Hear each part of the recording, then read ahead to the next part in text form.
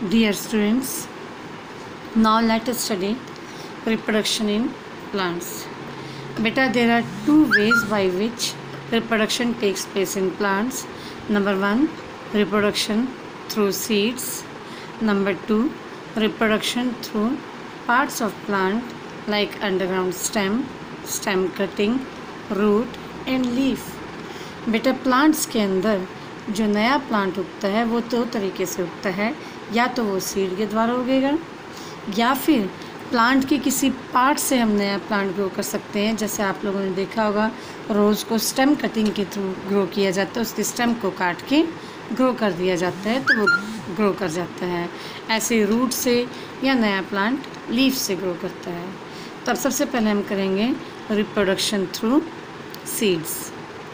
बेटा आपको पता है कि फ्रूट्स जब मैच्योर हो जाता है उसके अंदर सीड डेवलप हो जाती है, मतलब जब फ्रूट राइपन हो जाता है, पक जाता है, उसका सीड भी मैच्योर हो जाता है। ये सीड एक जगह से दूसरी जगह डिस्पर्स हो जाते हैं, मीन्स बिखर जाते हैं एयर, वाटर, इंसेक्ट या ह्यूमन बींग्स के द्वारा। यही सीड हमारे ग्रो करने के काम आते हैं, लेकिन इसके लिए कुछ फेवरेबल कंडीशन चाहिए होती हैं इनको ग्रो करने के लिए। जैसे जब आप मिट्टी के अंदर बीज उगाते हो उसको एयर चाहिए, वाटर चाहिए, सॉइल तो चाहिए ही, और थोड़ा सा प्रॉपर टेम्परेचर भी चाहिए जिससे कि वो न्यू प्लांट में ग्रो कर सके।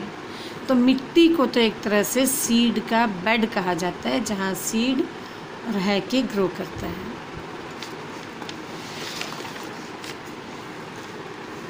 अब मैं थोड़ा सा आपको स्ट्रक्चर ऑफ सीड समझाऊंगी।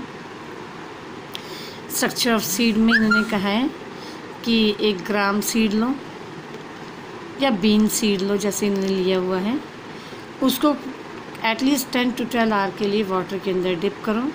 फिर आप उसको निकालोगे तो आप देखोगे वो थोड़ा सॉफ्ट हो जाएगा और स्वेल अप हो जाएगा। अब now we will notice that it has a hole. आप देखोगे सीड के इस जगह पर आपकी मम्मी कई बार काले चने बनाती हैं या सफ़ेद चने बनाती हैं, राजमा बनाती हैं। जब वो स्वेल अप हो जाते हैं मम्मा को बोलना, वो आपको दिखाएंगी, इधर आपको होल दिखाई देगा, ठीक है। इस होल को बोलते हैं माइक्रोपाइल, और इधर से सीड के अंदर वाटर एंटर करता है। अब seed is covered by the outer layer called seed coat. आपने सीड के ऊपर एक छिलका देखा होगा, उसे हम कहते हैं सीड कोट। उसके बाद इसके अंदर 2 सीड लीव्स होते हैं, ये देखो ये वाले, इन दोनों को बोलते हैं कॉटिलीडन। क्या बोलते हैं इसको? Cotyledon. Some plants like pea, gram, bean have 2 cotyledon. आपने देखा होगा चने में ऐसे ऐसे 2 पार्ट होते हैं तो 2 कॉटिलीडन हो गए। ऐसे आप चावल में देखोगे तो सिर्फ आपको एक ही नज़र आएगा, ऐसे उसमें 2 नहीं नज़र आते हैं, तो उसके पास एक ही कॉटिलीडन होता है। ऐसे गेहूँ हो गया, गेहूँ में भी एक कॉटिलीडन होता है। और ऐसे आपने मक्की, मेज़ का बीज देखा होगा इस तरीके से, उसमें भी एक ही कॉटिलीडन होता है। लेकिन चने में, मटर में या बीन्स में आप देखना 2-2 कॉटिलीडन होते हैं। इनसाइड द सीड लीव्स, ये जो दोनों सीड लीव्स है, there is a baby plant. ये देख सकते हो आपको इसमें बेबी प्लांट दिखाई दे रहा है। बेबी प्लांट के पास टाइनी रूट और टाइनी शूट होती हैं। ये जब नीचे आ जाती है, इसका एक थ्रेड लाइक स्ट्रक्चर होता है, उसको टाइनी रूट बोलते हैं, और ये ऊपर की तरफ जाता है उसको टाइनी शूट बोलते हैं। शूट वो हिस्सा है जो प्लांट का मिट्टी से ऊपर का हिस्सा होता है, और रूट जो मिट्टी के नीचे होता है। Cotyledon store food. आपने देखा होगा कि जब छोटे पौधे के पास लीव्स नहीं होते, पहले ऐसे ही शूट निकलते, तो उसे फूड कहाँ से मिलता है? तो वो फूड इसको इन दोनों कॉटिलीडन से मिलता है। तो बेबी प्लांट जो होता है उसे फूड इन दोनों कॉटिलीडन से मिलता है।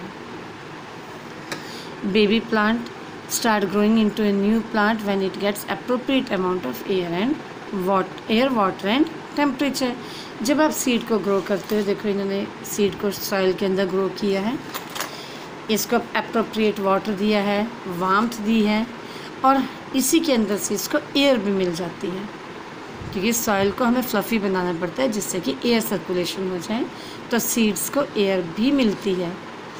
तो ये जब पूरी कंडीशंस हो जाती हैं, आप देखो इसमें से रूट्स ग्रो करके अपने आप ही ऑटोमेटिकली नीचे आ गई, और ये जो हिस्सा इसका ये शूट में ग्रो कर जाता है, और आप देख सकते हैं ये आपका ऊपर आ गया, ये आपका यंग प्लांट आपका ग्रो कर जाता है। इस प्रोसेस को, जिसमें ये सीड से आपका बेबी प्लांट निकल रहा है, इसको बोलते हैं सीड जर्मिनेशन।